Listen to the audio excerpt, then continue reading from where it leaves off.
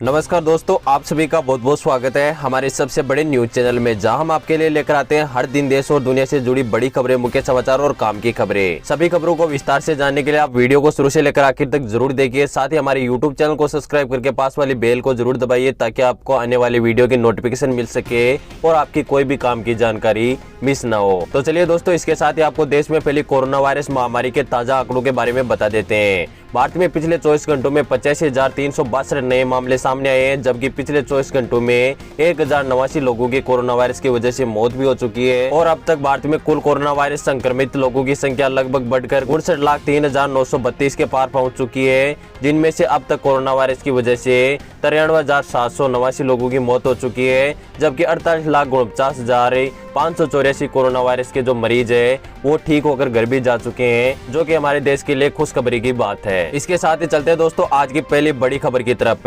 दुर्गा पूजा, दशहरा, दीपावली, छठ पूजा जैसे त्योहारों पर सरकार ने दिए बड़े निर्देश, जानिए क्या रहेंगे नियम। उत्तर प्रदेश के मुख्यमंत्री योगी आदित्यनाथ ने आने वाले त्योहारों को लेकर निर्देश जारी किए हैं। दुर्गा पूजा, दशहरा, दीपावली, छठ पूजा जैसे त्योहार आगे बढ़ते हैं, जिसको लेकर सीएम योगी ने कहा है कि इन त्योहारों को घर पर ही मनाया जाए और कोई भी सार्वजनिक आयोजन नहीं किया जाए, जिससे जो कोरोना वायरस का जो लगातार संक्रमण बढ़ रहा है उसको रोका जा सके। मुख्यमंत्री ने गुरुवार को लोक भवन में एक उच्च स्तरीय बैठक में अनलॉक व्यवस्था को लेकर समीक्षा की। इस दौरान उन्होंने कहा कि आगामी पर्वों को ध्यान में रखते हुए कोविड-19 के बचाव के बारे में विशेष रूप से जागरूक किया जाना चाहिए। लोगों को त्योहार घर पर ही मनाए, कोई भी सार्वजनिक आयोजन भी नहीं किया जाए, जिससे कि जो कोरोना वायरस का जो लगातार संक्रमण बढ़ रहा है उसे समय पर रोका जा सके। साथ ही आगामी यानी आने वाले त्योहारों को लेकर केंद्र सरकार की तरफ से ही जल्दी जो निर्देश है वो कोरोना वायरस को लेकर जारी हो सकते हैं कि आने वाले दीपावली, दशहरा, दुर्गा पूजा जैसे त्योहारों पर छूट दी जाएगी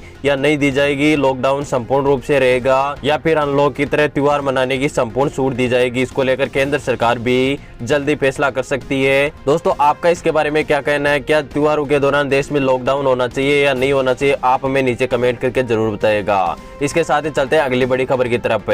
भारत और चीन सीमा विवाद को लेकर फिर से बोले ट्रंप, कहा भारत को मदद की जरूरत पड़ी तो हम आगे आएंगे। डोनाल्ड ट्रंप ने व्हाइट हाउस में संवाददाता को कहा कि मुझे पता है कि अब चीन और भारत को कठिनाइयां हो रही है, क्योंकि दोनों देशों के बीच में जो विवाद चल रहा है उससे लगातार दोनों देशों को नुकसान हो रहा है। उम्मीद है कि इसका जल्दी हल निकाल पाएंगे। अगर हमारी मदद की जरूरत पड़ी तो हम मदद करना पसंद करेंगे। इसको लेकर साफ साफ संकेत में डोनाल्ड ट्रंप ने कहा है कि अगर भारत को चीन से युद्ध करते समय जरूरत पड़ी तो हम आगे आएंगे और भारत की मदद करेंगे। साथ ही जो भारत और चीन की सेना के बीच में जो बातचीत चल रही थी वह लगातार जो बातचीत है वो असफल होती जा रही है और जो विवाद है वो लगातार बढ़ता जा रहा है, क्योंकि लगातार जो चीन सेना वो भारतीय सीमा में घुसपैठ करने की कोशिश करती है और लगातार भारतीय सेना की तरफ से जो करारा जवाब मिलने के बाद में वापिस उन्हें अपनी सीमा में लौटना पड़ रहा है। लेकिन इसके बाद में भी जो बातचीतें चल रही है दोनों सेनाओं के बीच में शांति समझौते को लेकर वह लगातार फेल होती दिखाई दे रही है और इसके बाद में जो विवाद है वो थमने का नाम ही नहीं ले रहा है। उधर चीन सेना भी अपने सीमा के पास में कई अतिरिक्त सैनिकों की लगातार तैनाती कर रही है, लगातार जो गोला बारूद, बड़ी संख्या में योधक टैंकों की तैनाती कर रही है और इधर भारतीय सेना भी लगातार अपनी जो स्थिति है वो मजबूत करते जा रही है। सीमा की जो ऊंची चोटियां वहां पर कई योधक हेलीकॉप्टर, गोला बारूद, साथ ही कई अतिरिक्त जवान भी तैनात किए हैं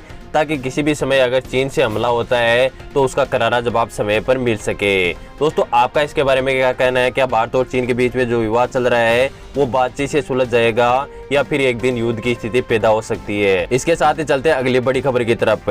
सरकार का बड़ा फैसला, अब हर भारतीय को मिलेगा शुद्ध सरसों का तेल। अगर कंपनी ने की मिलावट तो होगी भारी भरकम सजा। भारत में लगभग सभी घरों में सरसों के तेल खाने की चीजों में इस्तेमाल किया जाता है। सरकार के द्वारा इसको लेकर बड़ा फैसला लिया गया है, जो कि आपके लिए जानना बेहद ही जरूरी है। दरअसल देश की फूड सेफ्टी रेगुलेटर FSSAI ने सरसों के तेल को शुद्ध बनाने को लेकर एक नया कदम उठाया है। वह कदम यह है कि सरसों के तेल को तैयार करने के वक्त अब इसमें कोई भी दूसरा वनस्पति तेल नहीं मिलाया जाएगा। 1 अक्टूबर 2020 से एकदम शुद्ध सरसों का तेल ही तैयार होगा। सरसों के तेल में मिलावट की खबरें अक्सर आती रहती है, जिसका हमारे स्वास्थ्य पर भी प्रभाव पड़ता है और काफी लोग बीमार भी हो जाते हैं। सरसों के तेल में पाम ऑयल, पामोलिन, भूसी का तेल, सोया ऑयल मिलाया जाता है। यह सरसों के तेल के मुकाबले काफी सस्ता होता है। इसके अलावा नकली सरसों का तेल बनाने का कारोबार भी चलता रहता है। ऐसे में काफी लोग घटिया किस्म के पीले रंग का केमिकल और रंग का इस्तेमाल करके हूबहू सरसों का तेल तैयार कर देते हैं। रंग व झाग के लिए खतरनाक केमिकल मिलाए जाते हैं। ये सभी हमारी सेहत के लिए खतरनाक होते हैं। लेकिन अब इसको लेकर सरकार ने बड़ा फैसला लिया है और जो भी सरसों के तेल में कंपनी मिलावट करते हुए पकड़ी जाती है तो उसका लाइसेंस भी रद्द हो सकता है और उस पर भारी भरकम जुर्माना भी लग सकता है। दोस्तों, सरकार का यह फैसला आपको कैसा लगा? अगर आपको पसंद आया हो तो आप वीडियो को लाइक जरूर कीजिएगा। इसके साथ ही चलते हैं अगली बड़ी खबर की तरफ पे।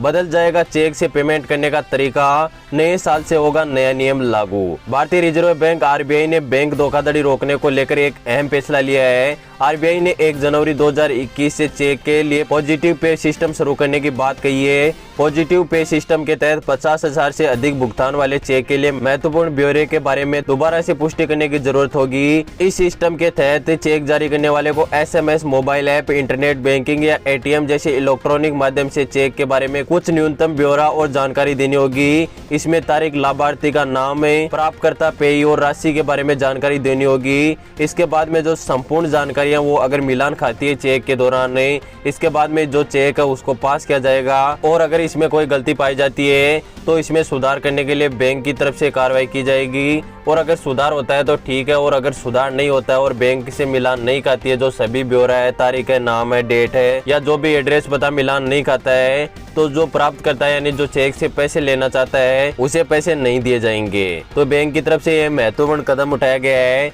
जिसके बाद में जो फर्जी चेक के द्वारा पैसे लेते हैं उनकी जो धोखाधड़ी उस पर रोक लगाई जाएगी। इसके साथ ही चलते अगली बड़ी खबर की तरफ है। आरबीआई ने किया बड़ा ऐलान, अगर आपके खाते में एक भी रुपया नहीं है फिर भी आप इस योजना के तहत बैंक अकाउंट से निकलवा सकते हो हजारों रुपए। जानिए बड़ी खबर है। आरबीआई ने ऐलान करते हुए कहा कि आने वाले समय में बैंक की ओर से खाता धारकों को एक इलेक्ट्रॉनिक कार्ड जारी किए जाएंगे। आरबीआई ने नियमों में ढील देते हुए बैंक को ओवरड्राफ्ट रखने और ग्राहकों को इलेक्ट्रॉनिक कार्ड जारी करने की अनुमति दे दी है। यह सुविधा उन ओवरड्राफ्ट खातों के लिए है जो पर्सनल लोन की तरह है। सरकारी और निजी बैंक ओवरड्राफ्ट की फैसिलिटी देते हैं। ज्यादातर bank current account, salary account और फिक्स्ड डिपॉजिट FD की सुविधा भी देते हैं। कुछ बैंक शेयर, बॉन्ड और बीमा पॉलिसी जैसे आधार के एवज में ओवरड्राफ्ट की सुविधा देते हैं। इस फैसिलिटी के तहत बैंक से आप अपनी जरूरत के अनुसार पैसे ले सकते हो और इसके बाद में अगर आपकी जरूरत पूरी हो जाए इसके बाद में यह पैसे आप बैंक को आप वापस भी चुका सकते हो। यह एक तरह का लोन आपको दिया जा सकता है, यानी आपके खाते में अगर ओवरड्राफ्ट की आपको सुविधा मिल गई है बैंक की तरफ से, आप संपूर्ण जानकारी इसको लेकर ले सकते हो। अगर आपको ओवरड्राफ्ट की सुविधा बैंक की तरफ से मिल गई है तो आपके खाते में अगर एक भी पैसा नहीं है तो बैंक से आप अपने व्यवहार के अनुसार, अपनी लिमिट के अनुसार पैसे उधार ले सकते हो और उसके बाद में अगर आपकी जरूरत पूरी हो जाए तो आप वह पैसे वापस भी लौटा सकते हो। इस योजना का नाम है ओवरड्राफ्ट सुविधा, जिसके तहत अगर आपके खाते में एक भी पैसे नहीं है फिर भी आप बैंक से अपनी आवश्यकता पूरी करने के लिए पैसे ले सकते हो। इसके साथ ही चलते हैं अगली बड़ी खबर की तरफ पे। कोरोना वायरस को लेकर भारत की तरफ से बड़ी खुशखबरी, भारत में जल्द आएंगे कोरोना वायरस के टीके। देश में कोरोना वायरस के मरीजों की संख्या में लगातार बढ़ोतरी हो रही है। इस वक्त लोगों को सबसे ज्यादा इंतजार कोरोना वैक्सीन का है। भारत की 3 कोरोना वैक्सीन सहित दुनिया भर में कई वैक्सीनों पर काम चल रहा है, लेकिन किसी भी कंपनी ने अभी तक जो वैक्सीन है वो लॉन्च नहीं की है या लॉन्च करने की तारीख भी नहीं बताई है। भारत में जिन वैक्सीन पर काम चल रहा है उसमें से कोवैक्सीन एक है। इसको लेकर अच्छी खबर निकलकर सामने आ रही है। भारत बायोटेक की ओर से विकसित की जा रही कोरोना वैक्सीन कोवैक्सीन तीसरे फेज ट्रायल के लिए कोरोना वैक्सीन को उत्तर प्रदेश में मंजूरी मिल गई है और इसका अगर तीसरा फेज ट्रायल है वो सफल होता है तो भारत में जो कोरोना वायरस के जो टीके हैं वो तुरंत उपलब्ध कराए जाएंगे और भारत में जल्दी से जल्दी जो कोरोना वायरस के लगातार मामले बढ़ रहे हैं उस पर रोक लगाई जा सकती है। इसके साथ ही चलते हैं अगली बड़ी खबर की तरफ पे। डीजल की कीमतों में फिर से आई गिरावट, जानिए आपके शहर की क्या है पेट्रोल और डीजल के भाव है। सरकारी तेल कंपनियों ने घरेलू बाजार में शनिवार को फिर से डीजल की कीमतों में कमी की है। डीजल की कीमतों में 16 पैसे की गिरावट आई। वहीं पेट्रोल की कीमत में कोई भी बदलाव नहीं किया गया है। गौरतलब है कि बीते 4 दिनों से पेट्रोल की कीमत यथावत बनी हुई है। राष्ट्रीय राजधानी दिल्ली में शनिवार को पेट्रोल के पुराने भाव 81.6 रुपए प्रति लीटर बरकरार रहे। वहीं दिल्ली में डीजल के भाव की कीमत घटकर रही 70.94 प्रति लीटर रही। आप ही हमें अपने राज्य के जो डीजल और पेट्रोल के भाव है वो कमेंट करके नीचे जरूर बताइए। इसके साथ ही चलते हैं अगली बड़ी खबर की तरफ पे।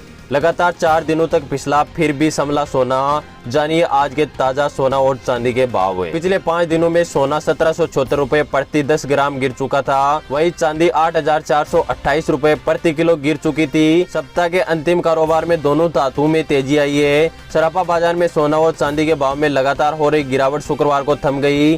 देश भर में सराफा बाजार में शुक्रवार को 24 कैरेट सोना 314 रुपए प्रति 10 ग्राम महंगा होकर 51,136 रुपए पर खुला और केवल 24 रुपए की बढ़त के साथ ही 49,846 रुपए पर बंद हुआ। वहीं चांदी की रेट में आज सुबह बड़ा उछाल देखने को मिला। चांदी का हाजिर भाव आज सुबह 2372 रुपए उछाल के साथ ही 58,843 रुपए पर पहुंच गया। बाद में 1,006 रुपए की मजबूती के साथ 57,477 रुपए प्रति किलो की रेट पर बंद हुआ। दोस्तों फिलहाल आज के न्यूज के वीडियो में बस इतना ही। उम्मीद करता हूं कि आपको सभी महत्वपूर्ण खबरें पसंद आई होगी। वीडियो पसंद आया तो लाइक जरूर कीजिएगा। आगे भी ऐसी हमारी महत्वपूर्ण खबरें जानना चाहते हो तो अभी हमारे यूट्यूब चैनल को सब्सक्राइब करके पास वाली बेल आइकन पर दबा के ऑल नोटिफिकेशन को ऑन जरूर कीजिए, ताकि आपको ऐसी महत्वपूर्ण खबरें समय समय पर और रोजाना आपके मोबाइल पर मिलती रहे। मैं मिलता हूँ किसी नेक्स्ट न्यूज वीडियो